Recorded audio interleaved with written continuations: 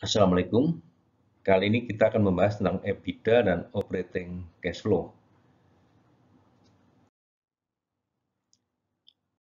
Sebelumnya ada beberapa catatan tentang EBITDA ini. Jadi, EBITDA sering dipersepsikan sebagai laba, tapi juga sebagai arus kas.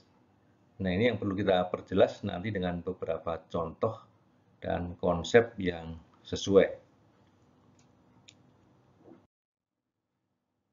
Topik EBITDA dan EBITDA cukup menarik penonton, sehingga saya menambah khusus pembahasan EBITDA dikaitkan dengan arus kas operasi. Untuk video yang lain, Anda sekalian dapat melihat pada EBIT fundamental, EBIT dan EBITDA, dan EBIT serta elemen EAT, NOPAT, dan EVA. Semoga pembahasan ini memperkaya pemahaman kita tentang EBITDA dan kaitannya dengan arus kas. EBITDA, earning before interest, tax, depreciation, dan amortization. Istilah ini mendompleng EBIT yang sebelumnya sudah ada. EBIT sendiri sudah muncul jauh di awal abad 20, sementara EBITDA baru belakangan akhir 80-an dan awal 90-an. Yang khas dari EBITDA adalah mengeluarkan depresiasi dan amortisasi dari biaya dan dihitung secara terpisah. Sehingga biaya di atas EBITDA adalah biaya yang relatif merupakan biaya kas. Karena biaya non-kas terbesar, yaitu depresiasi, sudah dipindahkan ke bawah. Hal ini membuat ada semacam kritik bahwa EBITDA ini tidak sepenuhnya menghitung seluruh biaya. Bagaimanapun depresiasi adalah biaya, walaupun sifatnya bukan kas. Bukan kas ini karena kasnya sudah kita keluarkan pada waktu membeli aset di awal kepemilikan. Kita bicarakan komparabilitas. Ketika membandingkan dua perusahaan, maka isu komparabilitas muncul. Apakah kedua perusahaan menggunakan metode yang sama? Kalau metode penyusunannya sama, apakah umurnya sama atau tidak?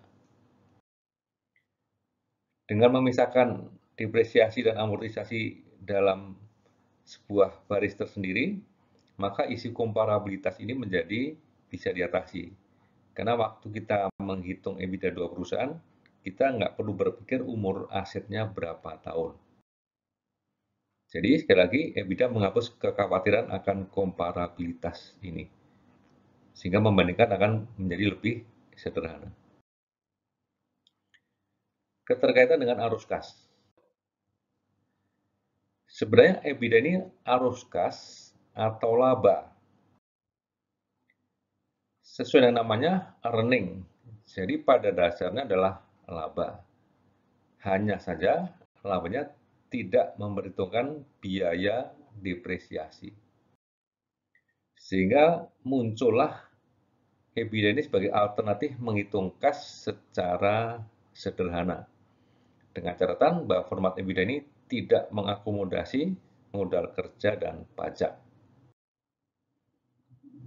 Sehingga EBITDA ini bukan indikator sempurna sebagai arus kas operasi. Seringkali disebut sebagai crude cash flow, arus kas kasar ya, dalam pengertian arus kas operasi yang kasar. Karena tidak seluruh komponen arus kas operasi dihitung di EBITDA. Kita akan masuk pada contoh. Inilah contoh dari pos modal kerja, dari aset lancar dan utang lancar, serta EBITDA yang kita hitung dari dua kondisi. Dalam penjelasan nanti akan ada beberapa skenario, pertama dan kedua. Idenya lah EBITDA kedua perusahaan sama, tapi jumlah modal kerjanya berbeda. Sehingga apakah nanti arus kas operasinya menjadi dekat atau makin menjauh dari EBITDA-nya.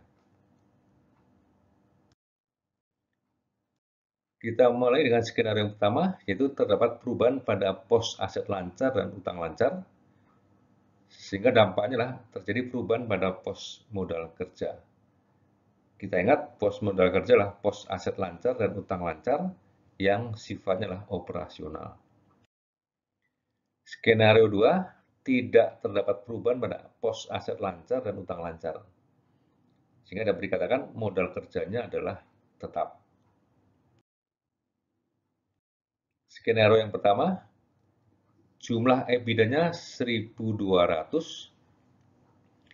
sementara arus kas operasi 762. Kita lihat selisihnya adalah sebesar 438, dan kita identifikasi perbedaan ini muncul pertama adalah karena adanya pajak, yang kedua 263 adalah muncul karena adanya kenaikan dari modal kerja.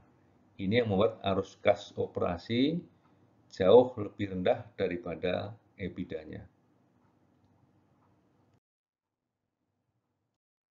Skenario yang kedua, tidak ada perubahan modal kerja. Dengan kata lain, di tahun berikutnya tidak ada investasi tambahan di modal kerja.